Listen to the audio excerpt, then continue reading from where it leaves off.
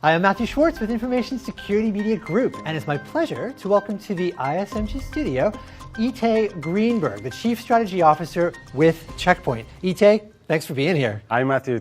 Great to be here. Thank you. So, Chief Strategy Officer, one of the strategic issues I've been hearing is a problem for CISOs these days has to do with complexity and trying to manage consolidation. Is this what you're hearing from CISOs as you help them strategize? Absolutely. I think it's a good way to start our discussion. I believe that when you see what happened over the years with cybersecurity, we started with only securing the network and securing the devices, two products. And we are now having so many different type of attack vectors, so many different type of products. And the amount of investment that company needs to put into security is unbelievable.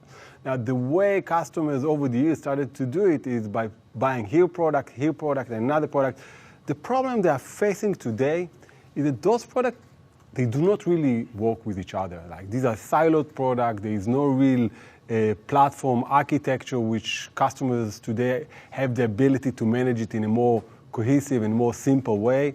And what they really want to do right now is to say, stop. We want to consolidate things. We want to reduce the complexity. We don't want to deal with dozens of security vendors, with the complexity of managing products that do not integrate with each other. And I think that's a very big transition that we see over the last, I would say 1-2 years right now, that this is a great focus by customers.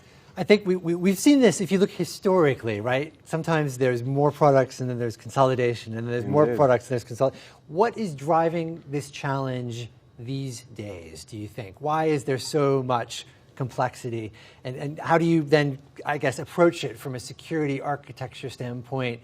What are some tools or strategies that you advise to tame this complexity?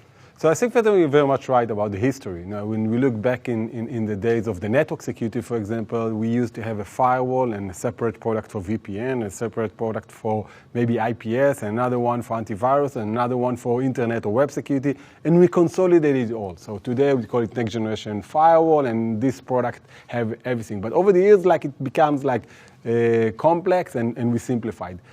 What happened over the last, I would say, 3 years, we see two very big things that happen. On the IT side, we moved into the cloud and we started to work from home. So the complexity just here became unbelievable. And overnight. Overnight. Well, because of a small issue. Well, the cloud was not overnight. The cloud was not overnight, but yeah, working from home was overnight. Yes. The move. And then what happened is that the amount of technology that was out there allowed the hackers that were also looking to make money to go after all those different technologies. And one more thing happened is that they started to be able to make money out of what they're doing because they have cryptocurrency.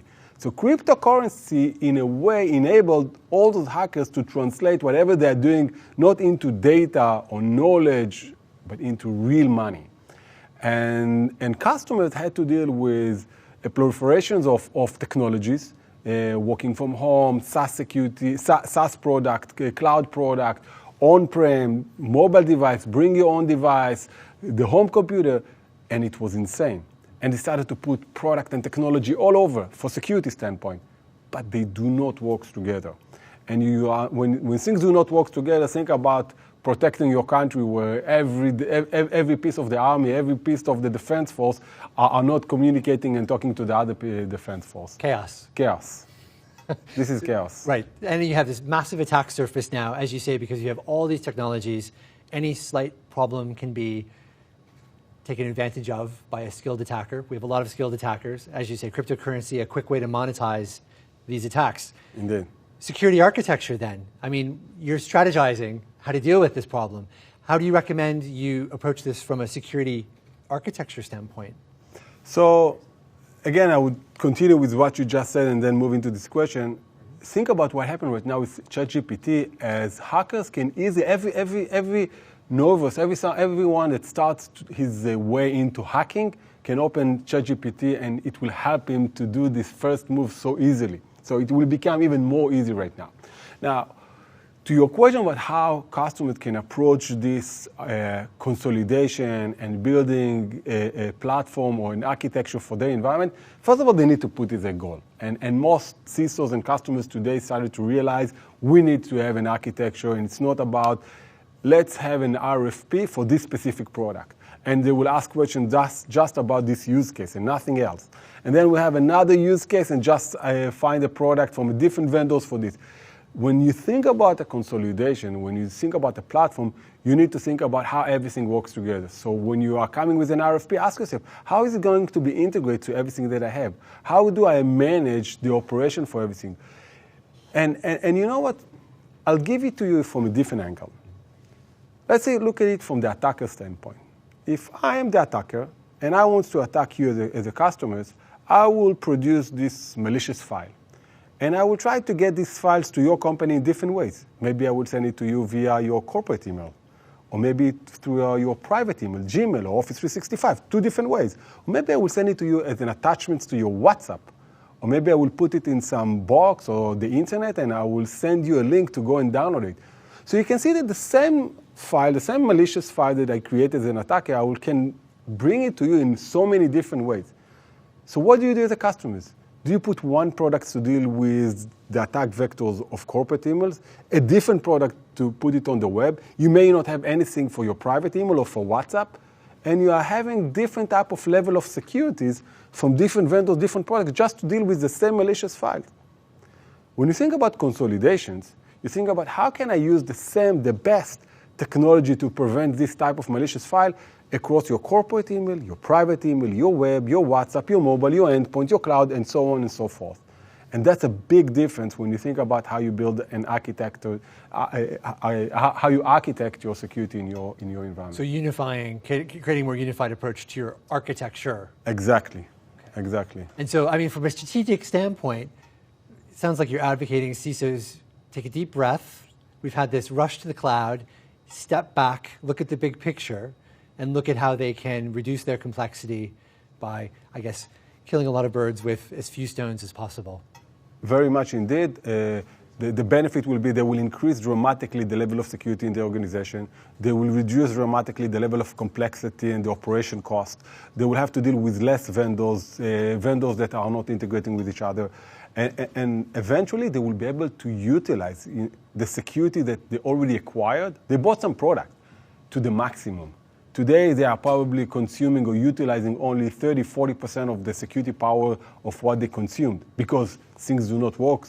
They are dealing too much with the procurement process instead of the use process. The use process. Right. So reduce the amount of vendors, reduce the amount of complexity, and be able to leverage so much more of what you just acquired and be more secure. So let's flip this then into cyber resiliency, because that is a massive concern. Despite the best preparation you can do, we've seen organizations, unfortunately, still sometimes will fall victim. Could be a cyber criminal, could be an insider, who knows. Right. But the resiliency angle of this is also obviously crucial.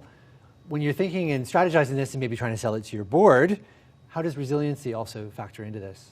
So first of all, resiliency has a lot of angles, okay? Recovery and things like that.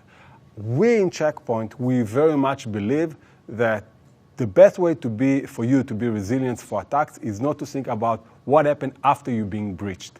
That's kind of a lose-lose game, because if you've been breached, okay, you need to reduce the damage, we understand.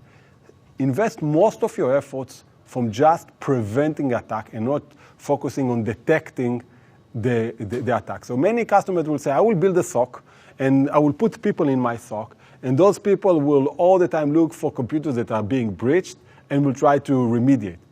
That's like, you already admit that you are going to lose it. Now, I'm not saying you don't need it at all, but focus on putting product technology that will prevent the attack everywhere you can.